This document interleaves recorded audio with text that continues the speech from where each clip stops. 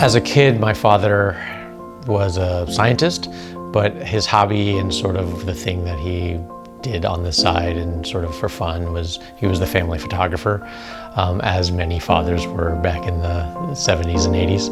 And so I was always around this sort of still photography thing that I just kind of always found curious. And at the same time, my father was a professor, and he would come home some weekends and he would bring home a 16mm projector and some reels of film that you could check out from the library and that sort of thing.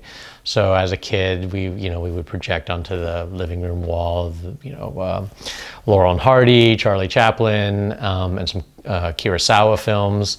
So I just remember just as a kid having this movie theater in the house kind of experience of these old films from the silent era and from the 50s and 40s. And so it just, that always kind of stuck with me. I think I was enamored by the world of movies. I grew up in Northern Virginia, right kind of near the suburbs of the Washington, D.C. area.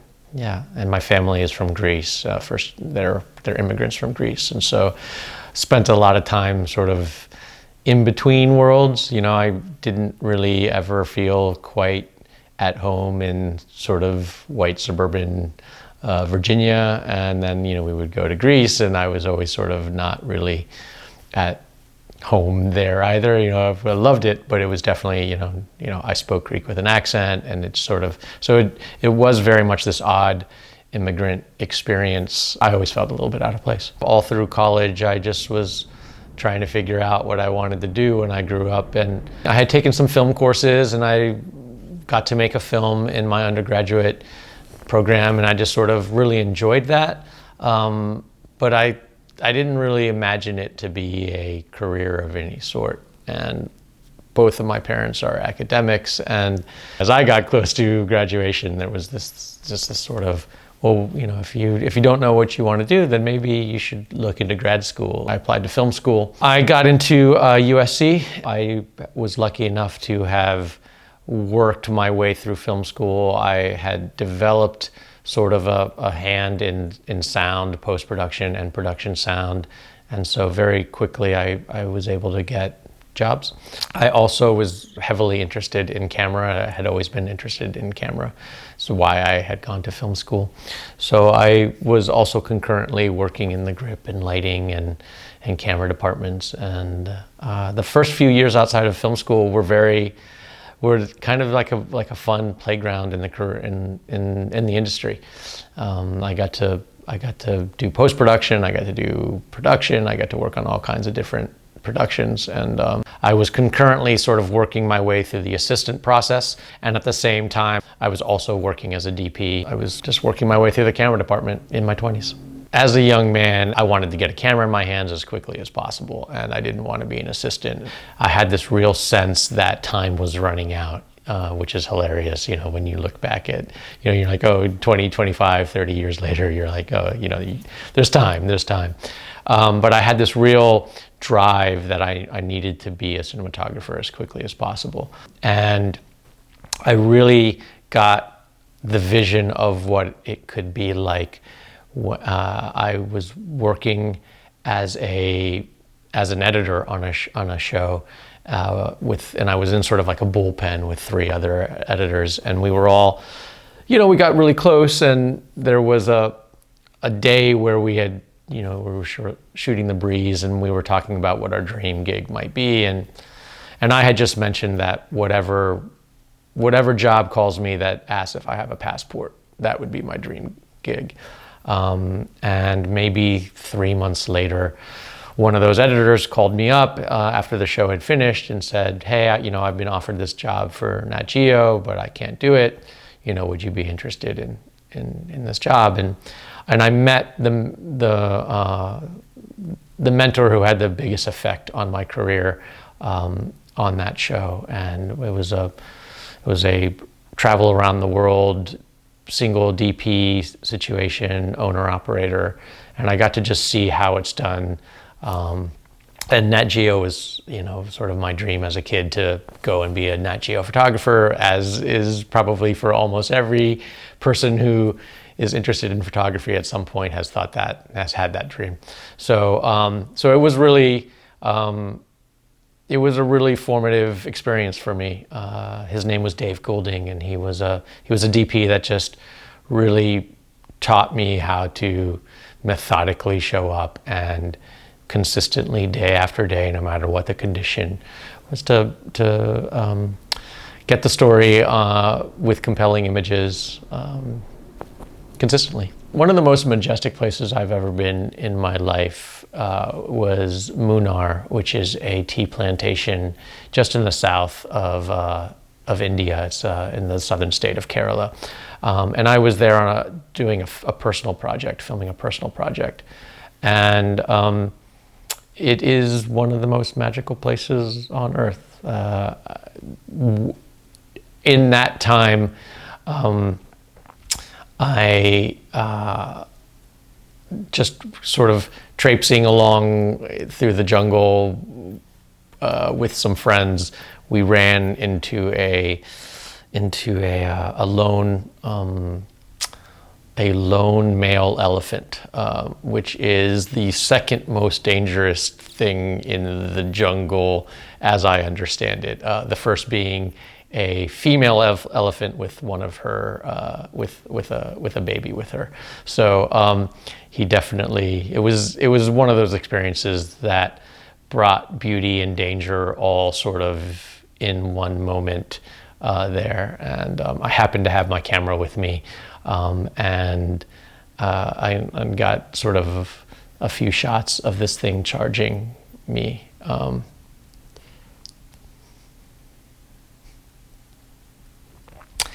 Which, as I'm telling you the story, I'm just realizing that I've lost that photo and that video in the fire.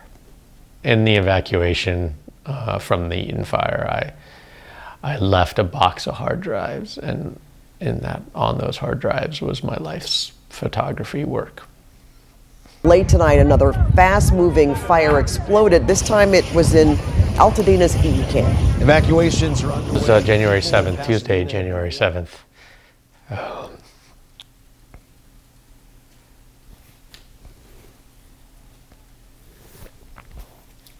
Yeah, the winds on that day were mercurial. Kurosawa was known for having like winds in his films, right? Like sort of at the big battle scenes always had wind going through, and I remember that day thinking, this is like a Kurosawa film, only crazier. And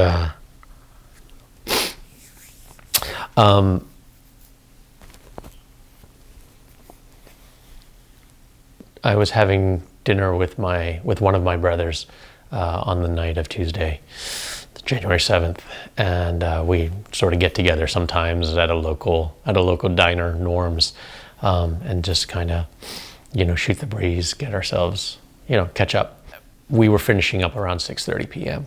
And as I was getting in the car and getting ready to drive home, it was about an hour drive back to Altadena. I got a call from my neighbor Joe, and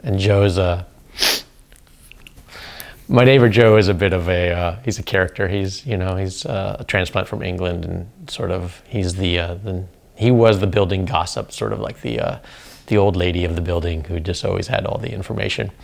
And Joe gives me a call and lets me know that there's a fire. And straight off when I got into the car, I knew I was in emergency mode. Ran through a checklist in my head of the things that we would need to grab. I spoke to my partner on the phone who had just left for work. Was sort of in the pre-production mode that I'm used to being in pre-production in a car, driving to set, all the time, when it's a big day and you have too much to do and too little time. That was sort of the mode I was in. And it's sort of the mode I kind of like to be in. I've sort of thrive in that in that mode. So I had a mental checklist going on the drive home. Felt pretty good about it. And I was traveling on the 134 East and cresting to the 210 West, which is how you get to Altadena from where I was coming from. And as I crested over this big, long banking exit, I just saw off in the distance, the mountain on fire. It was like a flamethrower, a giant flamethrower had just cut a line along the mountain right across the street from my house. You can see the fire right there, LA County Fire. There was a flip over car sort of in the foreground, and all around in the midground there's just debris flying. And it was a real change from it's about to be happening to it's happening right now. This was the wake-up call after that, driving right into an orange glow that felt like what sunrise would normally look like, but it was 7 p.m. And I got to my house. I made sure to park facing inwards so that I could be underneath of the carport, so the car would be safe from any falling debris, and yet also have access to the back for easy load out. Got out of the car, lowered all the seats, got everything ready to be loaded in. And then I went inside, took my dog Pinky out for a quick walk, had some pleasantries with the neighbors. Joe was outside, and then got to work. The plan was to get all of the important stuff to the door. And then once they were to the door, then I would do runs from the apartment to the car. So I just went through methodically, grabbed all of my dog Pinky's crates and diapers and medicine and food. She has a special diet, and so it was like it made sense to just sort of ground the process there. And so I just loaded up my living room as I went through room by room, looking and grabbing stuff. Got the passports, got the cash, grabbed a couple of bags of clothes. I'm a type 1 diabetic, so I had a couple years of supplies saved up. So I grabbed 3 months of that stuff, just sort of grabbed what I could, had a big old pile. In the process of making the pile of stuff that's gonna go, I started to hit a little bit of a wall. I would say 60% of what I do as a traveling cinematographer and camera operator is move gear and make sure it's safe and play Tetris in vehicles and get from place to place. And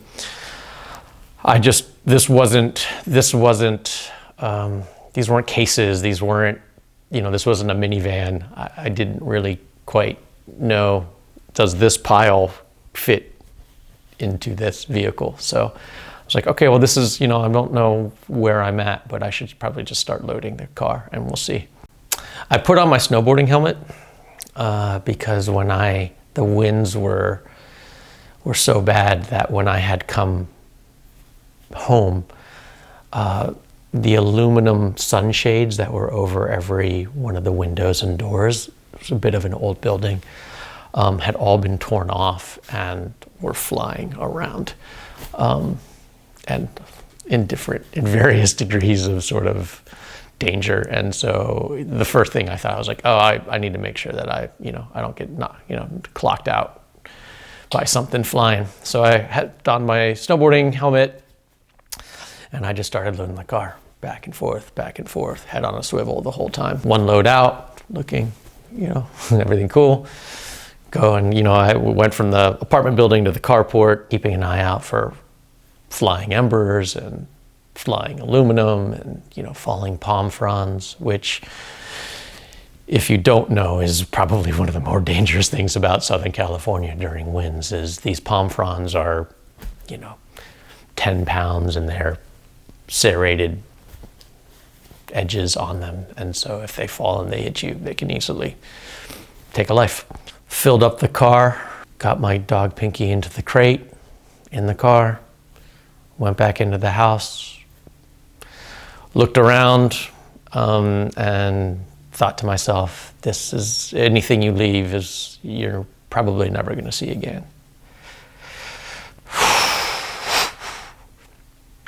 And then I closed the door on my apartment, and I got into the car and I drove off. The neighborly wisdom amongst everybody was that it seemed like we were going to be okay, that the fire was moving east, and we just had sort of the front row view of, you know, a terrible disaster, and that just wasn't.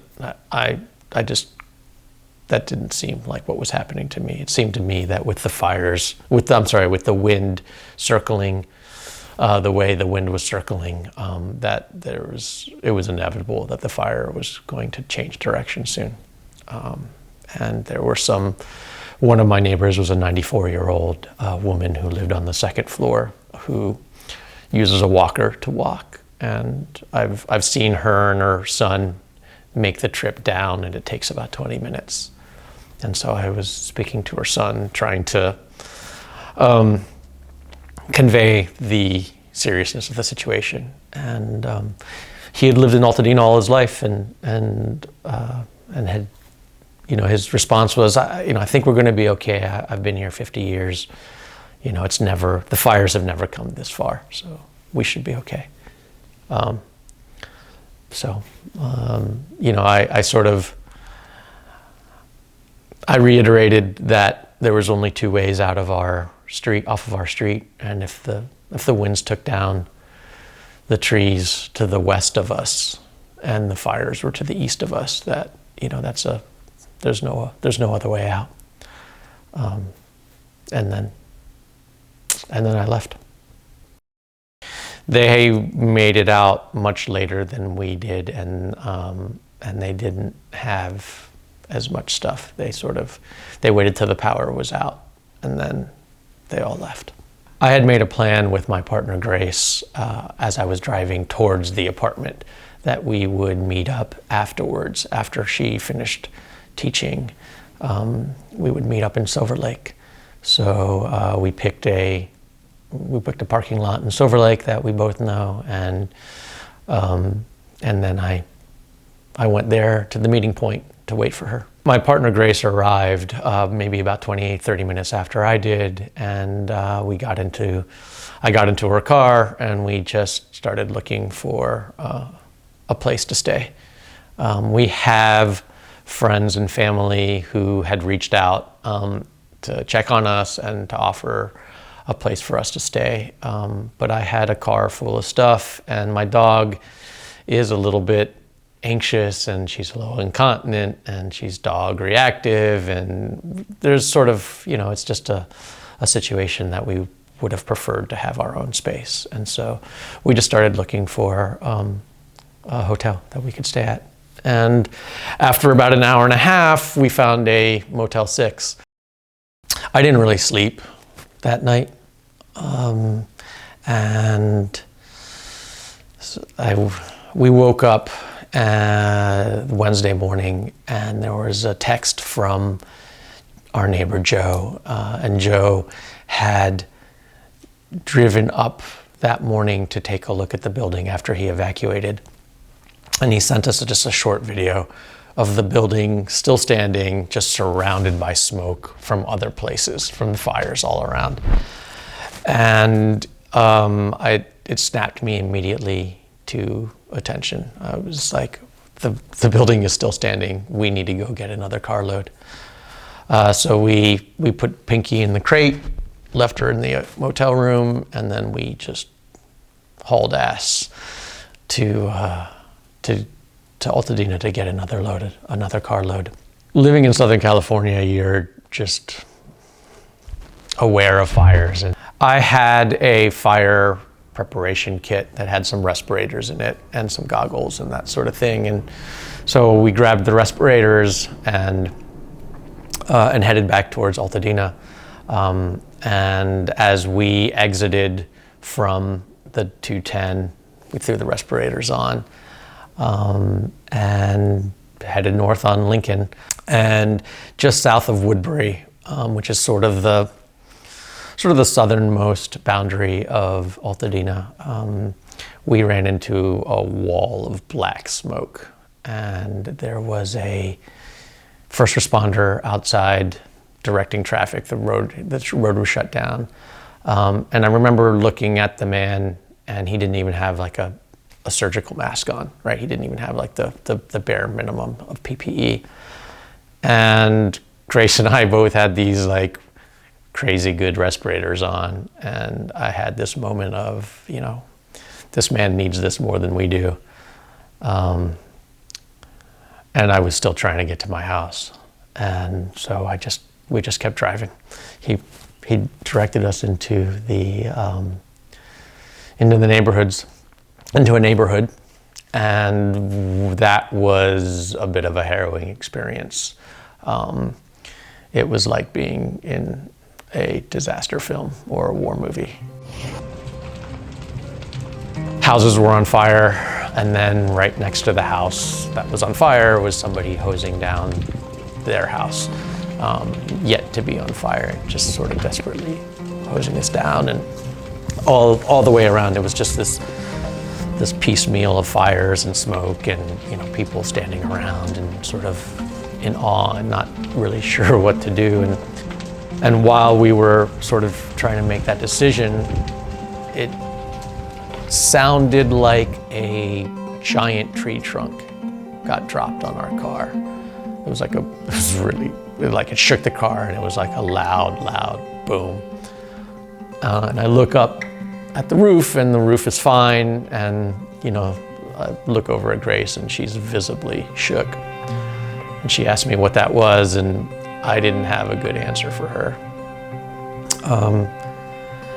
And so I'm now trying to figure out what that was and where we need to go. And as we're sort of, you know, in the 5, 10 seconds, 15 seconds, whatever it was, that we were trying to figure that out,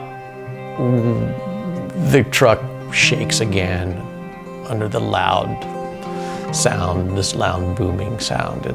And it just comes to me. I was like, oh, that's a gas explosion. These are explosions going off.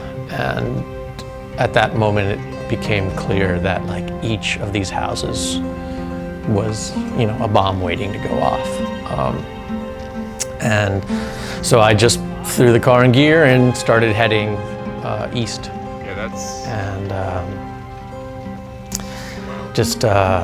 I told Grace that I'm going to take her home. I was trying to calm her down and say, you know, I'm going to get you out of here. It's going to be okay. But I kept driving east and north, east and north, east and north, east and north, yeah. And trying to get out of the neighborhood. Because I knew my home was still standing. I knew 40 minutes ago the home was still standing, and if I could just get there, I just needed 40 minutes in that house. We hit the next major north-south street, which is Fair Oaks, and there's a bunch of old folks' homes there, nursing homes. And there's just like this exodus of old people with walkers and you know, and they all have like an entourage of people helping them across the street. And you know, like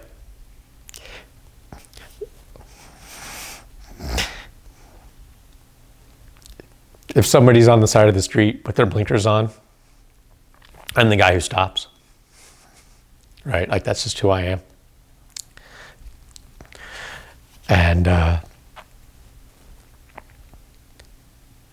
at every turn, there were people who needed help.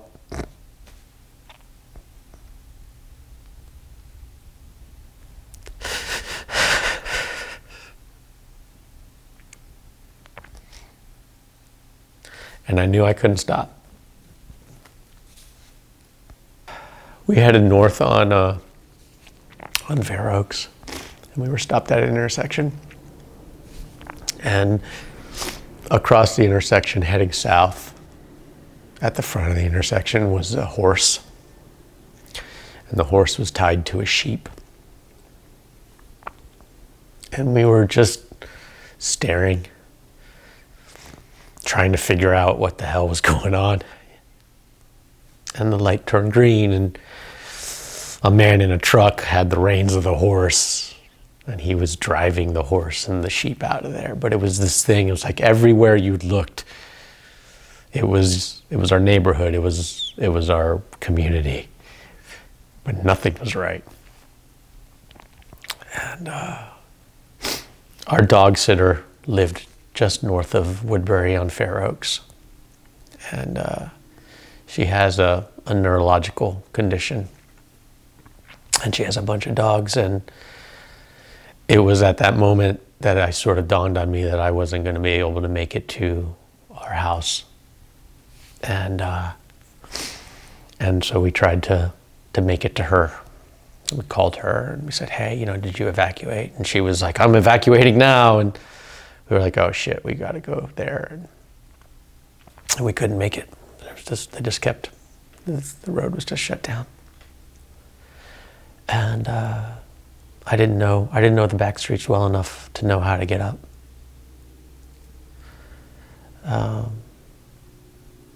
I looked over at Grace and I could see that this was too much for her. That I was not only putting us physically in danger, but I was really putting our emotional states for the foreseeable future. Like, this was a real trauma. So I turned around and drove home. What bothers me about not making it through was there was a way through. And I knew there was. And I just couldn't get it. I couldn't find it. Turns out it was Lake. Should have driven up Lake Street, Lake Boulevard, Lake Avenue. Should have driven up Lake. It was on fire, and because it was on fire, there was nobody blocking it. And there's this thing about being in the film industry where your mind is always working. You got your camera on your shoulder. You're interviewing somebody. You got your one eye on that person. You got your one eye on the viewfinder. You're using your sort of sensory awareness not to trip or fall on something. And you're thinking about, what's the lighting setup for the next shot? How do I get this? How do I do that? That's what my whole life has been. And I thought I was good at it. I left so much stuff. And I felt like that drive back up, that on Wednesday morning was my chance to fix that. It was my pickups, right? I could go get the pickups. Yeah.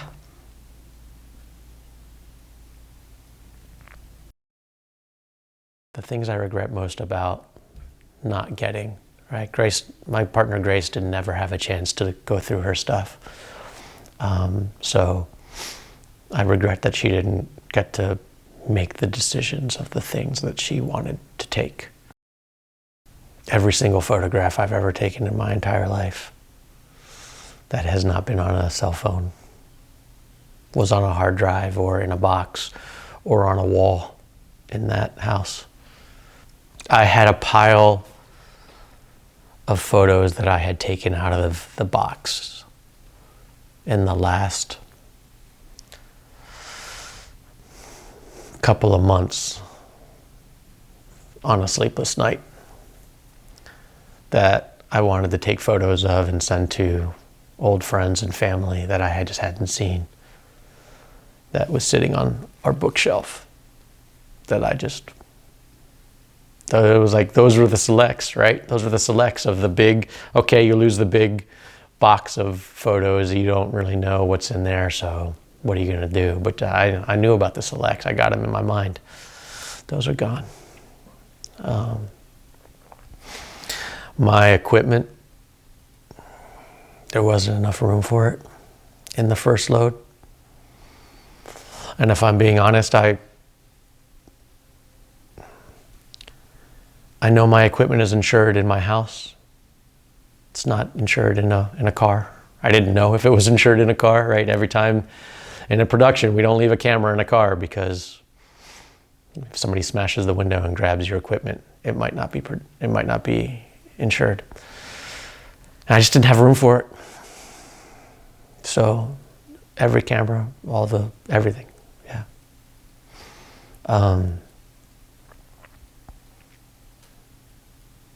Those are the things I regret mostly. I'm a martial artist. Ever since I was a kid. And over the years I've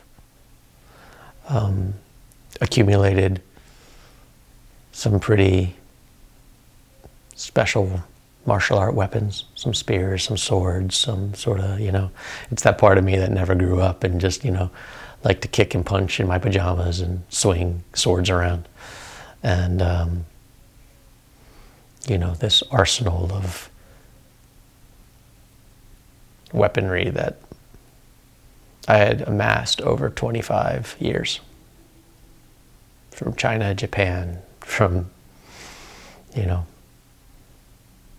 had my wooden handles that had softened into the shape of my hand over hundreds of hours of practice.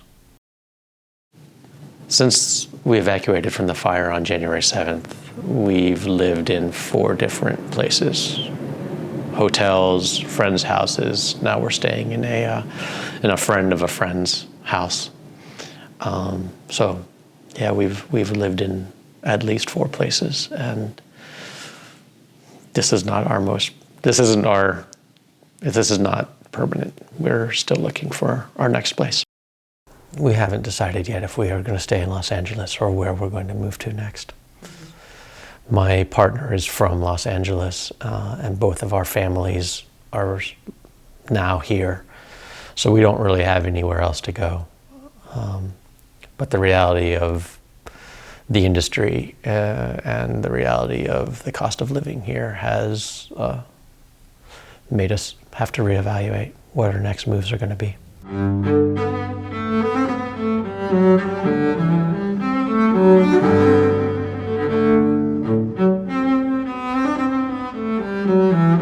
Like many people in Los Angeles in the film industry, I have been contemplating what's next over the last few years as I watch our industry burn.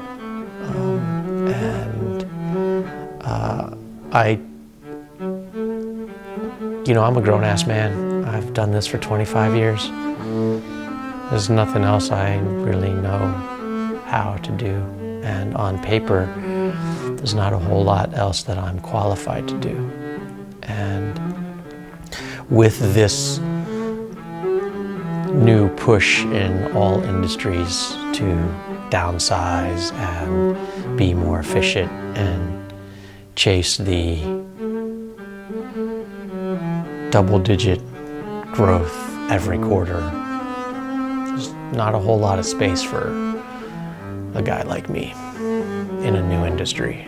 So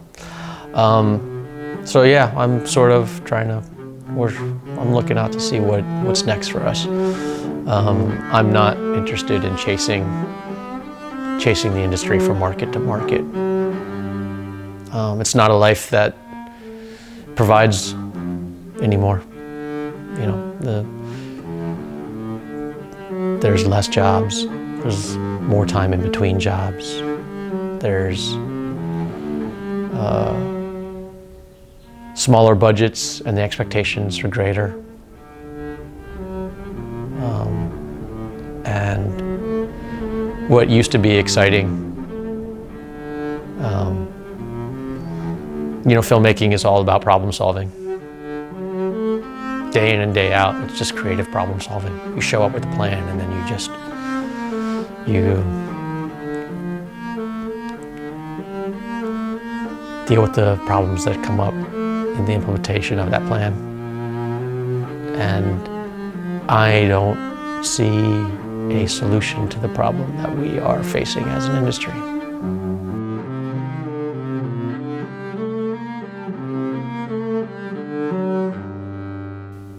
There's a clear blueprint in our society of how to help people in need, right? There's sort of this aesthetic of show up, donate, give, and it's a role that many of us, I know I did, feel comfortable participating in on some level.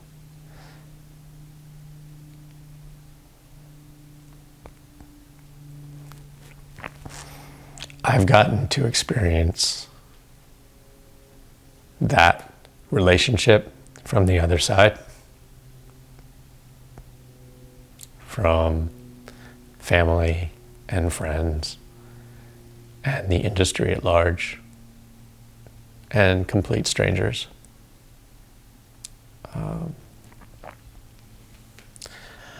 And it's humbling to show up and stand in line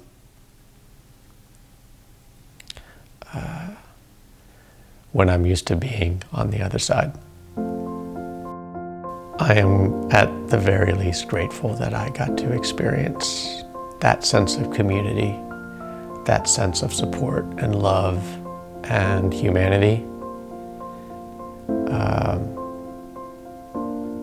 which is really, really lacking in our everyday experiences. So for that, I'm grateful.